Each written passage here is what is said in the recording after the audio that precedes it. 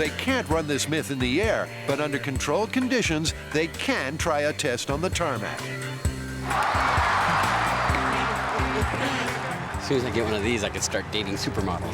How you doing? Tom Benvenuto is Vice President of Flight Operations at Sunset Aviation. Is this one yours? This is ours. This is the Hawker 800 XP. Wow. It's 2003. It's a mid-size corporate jet. It sits 8 people. You and 7 of your friends. Yeah, that's right. Supermodels. That's right. That's right. Now, guys, with all due respect, this is a cockpit. A glass cockpit, they call it. Top-of-the-line avionics, computers, LCD displays. Not a gauge in sight. We also have the land-based navigational aids. All that can be affected, apparently the so-called, the experts say, apparently be affected by outside signals, such as cell phones, any type of electronic devices. In fact, according to maintenance manager Mike Corrigan, aircraft instruments can sometimes interfere with each other. We have a problem sometimes where with a strobe light, as it fires, we'll turn components on and off, simply from the radiation from the wire, from the power going back to the light. If you have an electronic component wire sitting next to it or crossing it, it can pick that signal up, turn the unit on, turn the unit off. And that's why modern aircraft like the Hawker are so heavily shielded. All this, because there's a bazillion miles of wires flowing through this aircraft, are all shielded. And whatever RF signal that may come in conflict with the aircraft technically shouldn't affect the aircraft. We'll see about that, Tom. The size of this antenna was making the airplane guys a little nervous out there. Regulations mightn't allow the test to happen in the air, but ground-to-air communications begin even before takeoff. So the Hawker will sit on the tarmac, receiving a full range of radio signals, while Grant attempts some cell phone sabotage. For our test, I have several older cell phones that we're trying out. Some analog, I've got a PCS phone, different technologies. All of these are operating, except for the PCS, in the 800 to 900 megahertz band. Remember, that's the bandwidth that caused problems back in the Faraday cage. Ready? Stand by. And 3, 2, 1. And nothing's happening. This is PCS phone operating at 1.85 gigahertz. In 3, 2, 1. Nothing.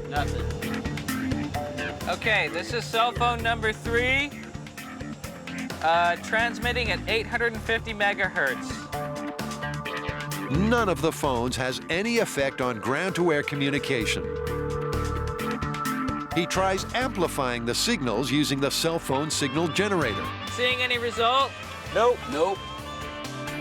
Not a flicker, not a flash, not a blink. This airplane is built very well. It's rock solid, this airplane. Rock solid and seemingly impenetrable. The team keeps testing, but if this pattern continues, the seat phone conspiracy theory is looking shaky. All right, we're ready. Well, the conspiracy theorists have it right on one point. It is more expensive to use the in-flight phone than it is your cell phone. Now, why is it so expensive? That's because it's a dedicated system, and it works in 2 ways. If you're over land, the hardwired phone goes to a transmitter in the belly of the plane. That then talks to one of 135 land-based radio towers. And even more complicated, if you're over water, it has to bounce off a satellite and back down to a tower. So it's really expensive because it's a specialized, dedicated system. And what's more, seat phones are safe. In no way do they interfere with a plane's avionics. Can the same be said of the cell phone? Well, back at Ground Zero, all of the cell phones have been tested, and none have affected any instruments. So why won't airlines let you use them? Well, it seems to be a case of better to be safe than sorry.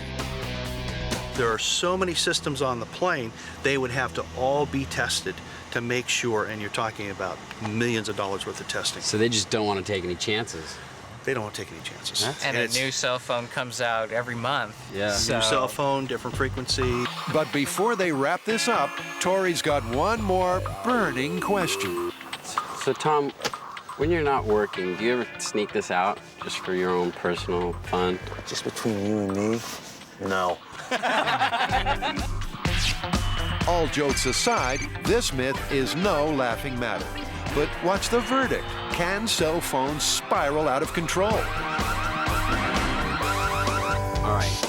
The conspiracy of cell phones on airplanes. It was totally frustrating because we couldn't really get on an airplane with a cell phone, and we couldn't make a call, and we couldn't even see how many bars you had while you're in the air. Those pesky laws. We don't have any evidence other than our small-scale cockpit, which wasn't hardened against RF, and the wires weren't shielded. When we went out to the commercial jetliner, we weren't able to get any effects on his instruments. Right. I mean, we ran a bunch of tests, many different cell phones, no interference. I think it's probably safer on the FAA's part just to say there's a ban outright, because there's a 1 in a million chance that some new cell phone could interfere with those instruments, and that's what they want to avoid. Why take the chance?